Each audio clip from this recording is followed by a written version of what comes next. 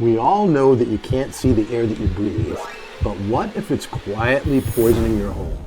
Many people deal with allergies, headaches, and fatigue without realizing the real culprit could be indoor air pollution.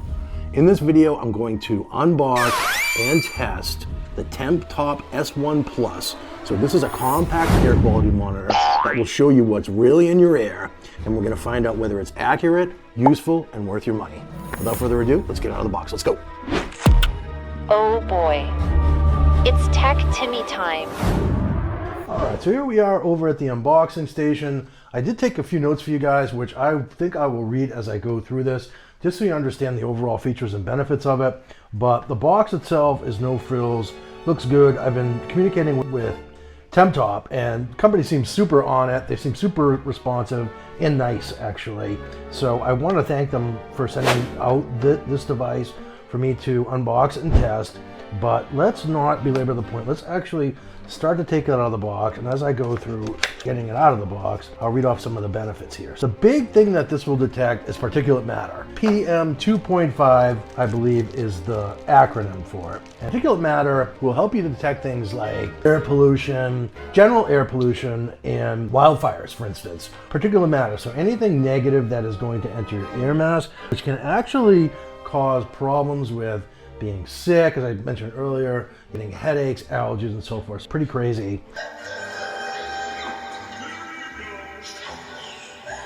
This sort of silent, sick enabler that you don't want in your home for sure. So we don't want any bad particulate matter in our homes. Here's the device itself. Seems super lightweight, but also solid state. So we get the device itself, a stand, USB-A cable, and looks like a good looking document here. So they have a QR code here that you can scan to get more information. Factors affecting air quality. There you go, as I started to say. So PM 2.5, so it's particulate matter 2.5. Fine particles with a diameter of 2.5 micrometers or less. Due to its tiny size, PM 5.2 can be absorbed into the bloodstream and the lungs, which you don't want.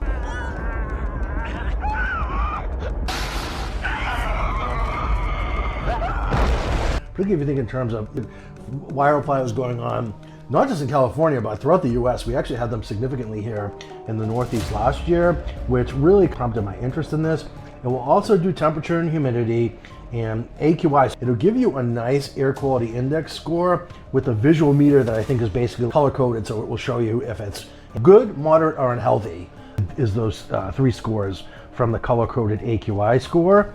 And then obviously portable, easy to use anywhere. There's a strong magnet on the back. I think let's just do that much right now. Let's just see how that works with the stand here. I believe that goes in that little right there. And look at that, wow. That is really strong. So if you wanted to, you could also magnetize this to your fridge or whatever. That, I believe, is an ideal viewing angle for the way that the display works, but obviously you can magnetize this to anything you want because of that strong magnet back there. But that stand that's actually very satisfying. A nice strong magnet there. And then just for sake of completeness, let me just show you where you plug in this guy here. And then I'm going to fire it up and we're going to have a look at the display, and I'll give you my overall impressions here. What this will not do, I should say, as we're doing, so that's USB-C in to USB-A out, and we certainly all have many USB-A charging bricks hanging around. If you don't, I'll actually include a link to this as well as to a reliable USB brick that you can get to hook that into. But so that's basically it. So I'm going to plug this in, and then we'll go through we'll go over the display quickly, and then I'll wrap up the video and give you my impressions. Or what I want to say, this will not do carbon dioxide and it won't measure for mold. There are more powerful and also pricier monitors that will do that stuff for you. I'll also include a link to one of my favorites for that, so that you have those. But air quality, you don't want to be breathing in that particulate matter. I can't breathe in this thing. All right, so I am going to fire this up and we'll be right back to take a look at the display. Let's go. In order to power it on, just hit this button, long press here. It looks like it also has a lighting adjustment here as well. So we'll just leave that at the default for now. And the readout is very easy to read, actually. I was actually concerned about that based on some of the demos that I saw, but I can read that no problem, even with my poor eyesight. So cool on that. So it looks like my particulate matter is very low. Based on some other readings that I've seen, people that live in California and so forth. So encouraged by that. Air quality index, it seems to be calibrating. So maybe it's increasing right now. Based on the fact that we just turned it on. So air quality index seems to be, hopefully, we're gonna get a little bit better, but it seems to be, oh, we're in the green. Oh, I see. So if we were up into, so I guess the higher is worse. So we're in the green here, across the board it seems, so that's encouraging. And then we also have our temperature, which I know that's exactly right for my Caribbean right now.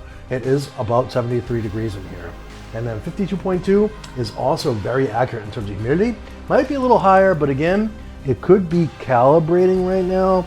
I want to say the temperature's probably, actually that's pretty damn close. It might be 2 degrees cool, it just went down. So it's calibrating, it's adjusting to the room. The fact that we just turned it on and so forth makes total sense, but I'm super encouraged by that green factor. So I thought we'd just go through some of the basic buttons and so forth on the device. We have the mode button, the power button, air outlet, USB port, which we know we've already done that. Temperature and humidity detection port, so that's kind of where the magic happens. And then our bracket. So the one that we're concerned with is probably the mode button. So let me just see. Very easy. So there's just the 2 buttons. I see, and that's where, oh, it's an in and out. So that's where the air is going in and out, I see. And then here, if I change that, I can change the mode. The mode, what it does, it switches between A is smart mode. I would just leave that alone, guys. I would leave it right there. And then if you're really concerned about power saving, you can switch it over here, which goes into a power saving mode, 30 minutes, PM2, so it works so it's not real time basically. So it works every 30 minutes and then updates the readings, which is also fine, I guess, if you're concerned about power. Okay, so super easy device. And I'll just say, so where it won't do gases like carbon dioxide or VOCs from cleaners or paint, it will measure particles, and it does a super effective job at that. And this is going to help you with things like, as I said, general air pollution and also wildfires and so forth. So great little, neat little gadget. And the thing that I love is it just works out of the box. The time is actually right here. And so that is interesting that was set by default. I'm sure there's a way that you can set it. If you have any questions on this, drop a comment down below. I'll do my best to get back to you as soon as I can. And then what I'm most encouraged about is that my particulate matter seems low. I'm in the green on my air quality index, and that the temperature and the humidity are just almost precisely accurate out of the box. Very cool on that. Hope you guys got any value from this video. If you did, wouldn't mind just giving me a quick thumbs up. Helps out the channel a lot. And please subscribe for a fun take on tech. I do all sorts of tech videos, and YouTube thinks that you might like one of these videos I'm going to put up on screen here right now. So hope you'll check one of those out. I hope to see you next time.